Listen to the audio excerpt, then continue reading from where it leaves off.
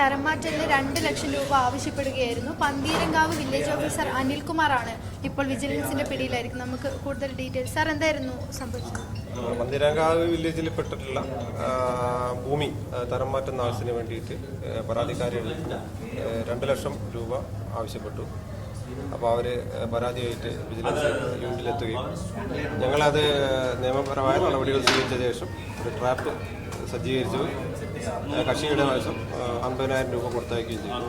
ആ 50,000 രൂപ കക്ഷി വില്ലേജ് ഓഫീസർ കൈപ്പറ്റുകയും തുടർന്ന് ഞങ്ങൾ വിജിലൻസ് ടീം ഇയാളെ പിടികൂടുകയും ഇയാളെ ബാക്കിയുള്ള നടപടികൾ സ്വീകരിച്ച് വരികയാണ്. നമ്പർ നോട്ട് ഞങ്ങൾ സീസ് ചെയ്തു. ടെസ്റ്റ് ഓഫീസർ സംഘം സീസ് ചെയ്തിട്ടുള്ളതാണ്. അതുപോലെ തന്നെ മറ്റ് ഫിനോപ്തിലിൻ ടെസ്റ്റൊക്കെ നടത്തിയിരിക്കുകയാണ്. അറസ്റ്റ് രേഖപ്പെടുത്തിയിട്ടുള്ളതാണ്. ബാക്കി തുടർ നടപടികൾ സ്വീകരിക്കുന്നതാണ്. ഈ ഭൂമി ഉടമ പരാതി പറഞ്ഞതിനെ തുടർന്നാണ് ഇങ്ങനെയാണ് ഈ ട്രാപ്പ് എങ്ങനെയാണ്?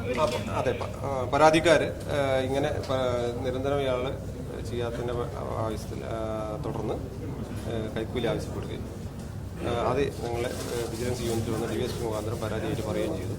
തുടർന്ന് ഞങ്ങൾ അത് സ്വാഭാവിക ട്രാപ്പിൻ്റെ നടപടികൾ സ്വീകരിക്കുകയും അങ്ങനെ ഇയാളെ ട്രാപ്പ് പെടുത്തുകയാണ്. പന്തീരങ്കാവ് വില്ലേജ് ഓഫീസർ അനിൽകുമാറാണ് ഇപ്പോൾ വിജിലൻസിന്റെ പിടിയിലായിരിക്കുന്നത്. ഇവിടെ നടപടിക്രമങ്ങൾ തുടർന്നുകൊണ്ടിരിക്കുകയാണ്. 2 ലക്ഷം രൂപയാണ് അനിൽകുമാർ ഈ ഭൂമിയുടെ ഉടമയിൽ നിന്ന് ആവശ്യപ്പെട്ടത്. അതിൽ നിന്ന് 50,000 രൂപ വാങ്ങി. അതിനിടയിലാണ് ഇപ്പോൾ പിടിയിലായിരിക്കുന്നത്. ഇവിടെ ഇപ്പോൾ നമുക്ക് കാണാൻ സാധിക്കുന്ന പോലെ ഇവിടെ നടപടിക്രമങ്ങൾ പൂർത്തിയായിക്കൊണ്ടിരിക്കുകയാണ്.